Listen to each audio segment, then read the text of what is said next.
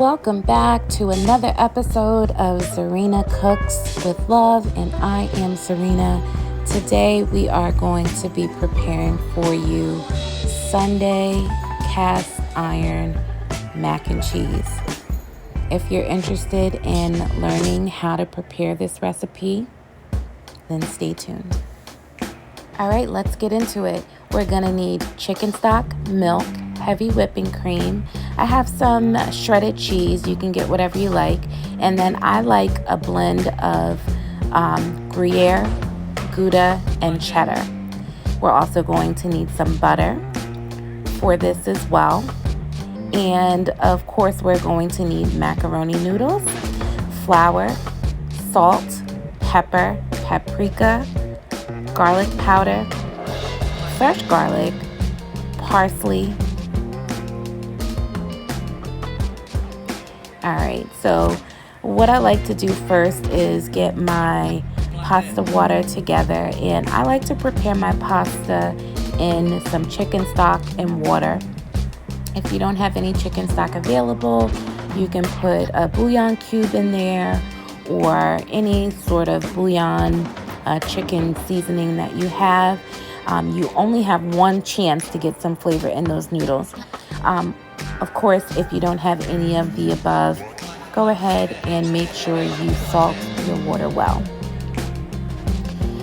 You never put pasta in until the water is boiled, so we're going to leave that to boil, and then I'm going to prepare everything else.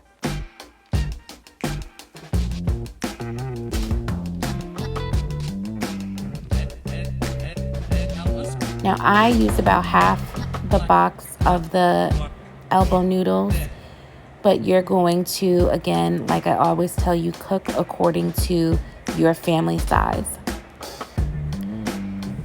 Now I'm going to get ready to make our roux. So in my pan, I put in about a half a stick of butter, and then that is 2 cloves of garlic minced. So once my butter melted down, I went ahead and put in my garlic. And then I am going to let that cook until fragrant.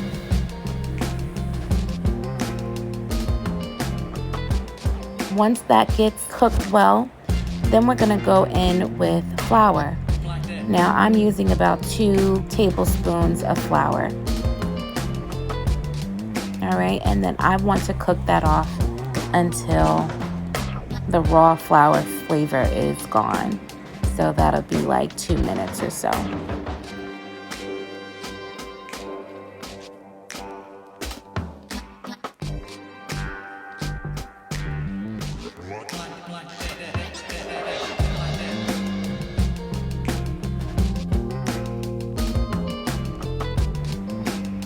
All right, and you want to just let that mix and cook well. And you'll see that as you cook your roux, it'll start to get more golden, and you can let that go as long as you like. But you know, this is macaroni and cheese, and we're not doing like a gumbo, so we don't want to let it go too long. But a good 1 to 2 minutes is good. And then we're gonna go in with about a cup of milk.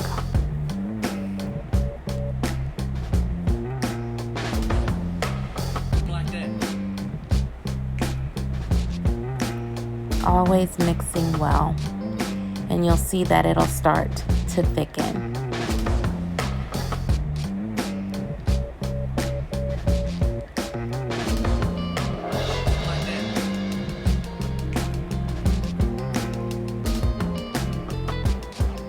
You'll see the consistency change. As you can see,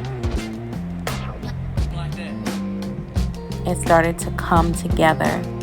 That's when you know it's ready and you can start to add in your cheese. Now this is where your creativity is going to come in. Whatever flavors you like, you know you're going to use the kind of cheese that you like, but I love the blend of cheeses.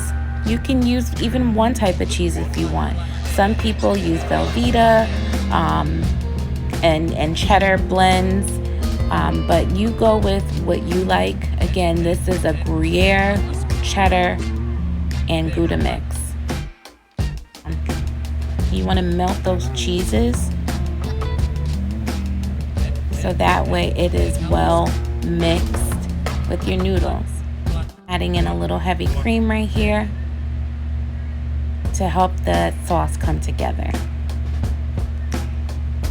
The amount of heavy cream that I used, that was probably about a half a cup.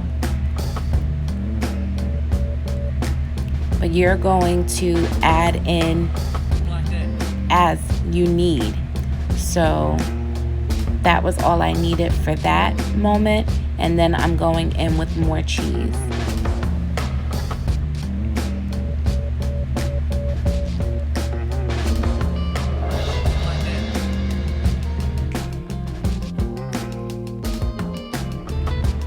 Don't forget about your noodles because we don't want them to overcook. You only want to cook them until they're al dente. That means it's just under being cooked. So al dente, which is about 8 to 9 minutes. Okay, then you want to drain them off and continue to work on your cheese sauce.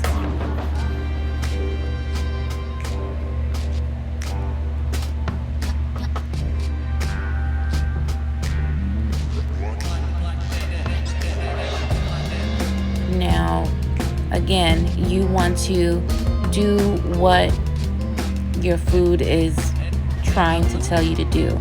So I needed to add some more liquid to make my sauce come together. So I went in with just a little bit more heavy whipping cream. That was probably about not even a quarter cup. And just continue to work that cheese.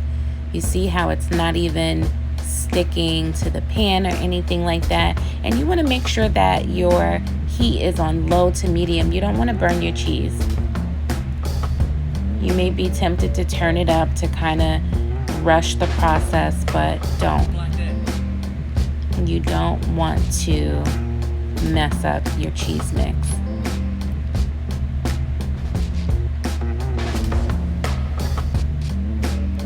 So you'll see that cheese start to come together beautifully.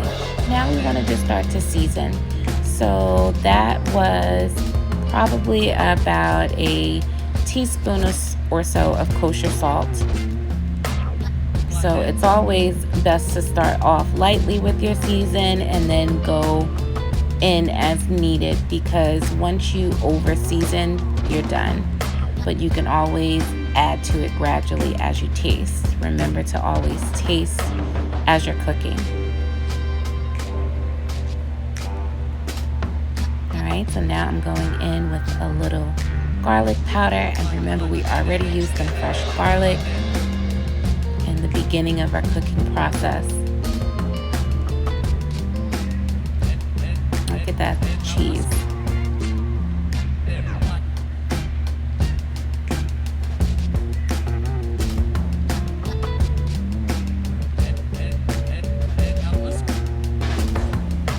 Alright, I'm going in with a little paprika. The paprika isn't really going to do too much to the flavor, but I really am using it for the color. As you can see, the cheeses that I used were white, and so you want to give it that color, and that paprika will do that for you, as well as give it another note of flavor.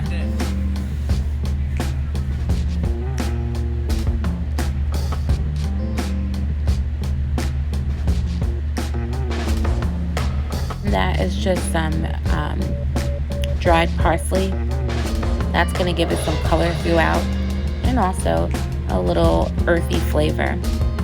I also added some black pepper in there. Okay, when you see your cheese doing that, you know you are just about to the finish line.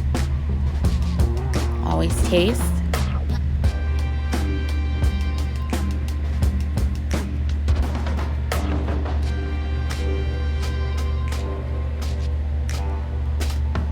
And if it, is good, you could just stop there and begin to mix your noodles in. But I wanted a little bit more salt to bring out all the notes in that cheese.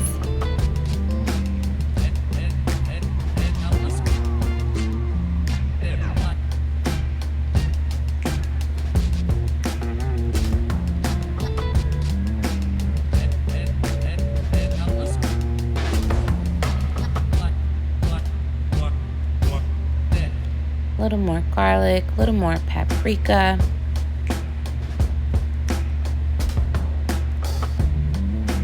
And it's just pulling away from the pan. That cheese is ready.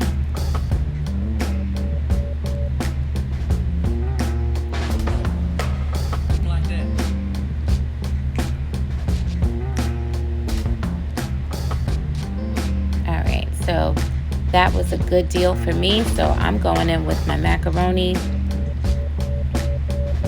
and I'm just going to toss the noodles well to make sure everything is nice and coated in and folded in with the cheese.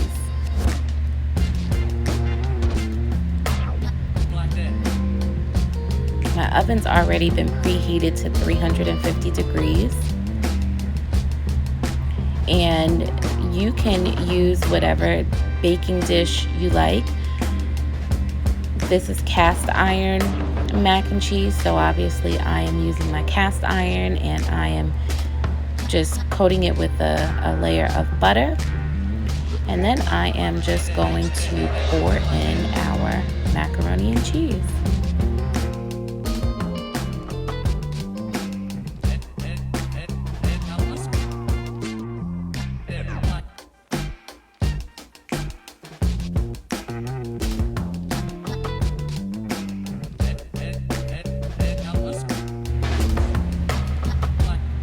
Just spread it out, make sure it's nice and even in the pan.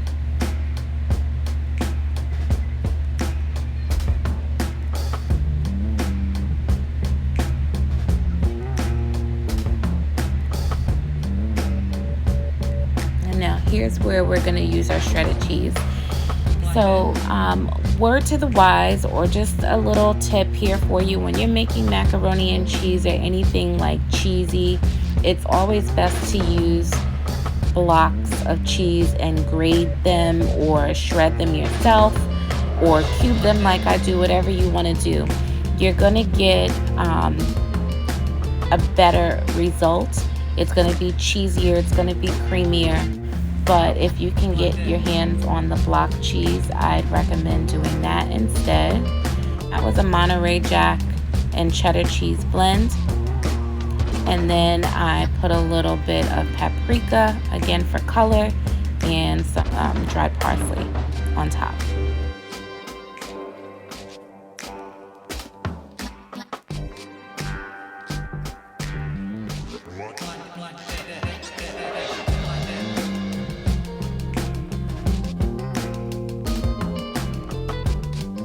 This is going to go into our oven on 350 for about 30 minutes, or until it is bubbly and golden brown on top.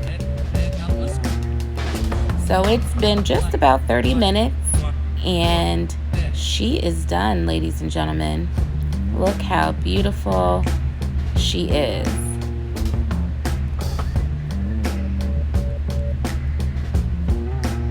This is our Sunday cast iron mac and cheese, and she is just as beautiful as she wants to be. What do you think? Can you smell her? She was so good. So good. So you want to let your macaroni and cheese sit for a little bit before you go into it. I know it's tempting at first to, as soon as it comes out, to have a taste, but you want to give it at least 5 minutes or so to rest. And after that, by all means, go ahead and give that a taste. I just really wanted to show you guys how creamy it is, and I wish you could taste it, but it is so good. If you liked this video, make sure you give it a thumbs up Make sure you leave a comment in the box below if you are planning to make this recipe at home. If there's a certain way that you make your macaroni and cheese that varies from the way I make mine, let me know. Maybe I'll try it out, see how I like it. But this is our Sunday cast iron mac and cheese. This is a fan favorite, always a hit, and I know you and yours will enjoy this as well. Thank you so much for watching. Thank you for your support. I'm also on TikTok at Zarinah Cooks. I'm going to start to get more active on there. Thank you for following me. Thank you for your love, your support. I'll continue to put out videos as I do. A new video comes out every Sunday at 9 a.m. Make sure you hit the notification bell so that you can be in the know on any new videos dropping. Make sure you hit that like, share, and subscribe. And thank you for watching. I love you.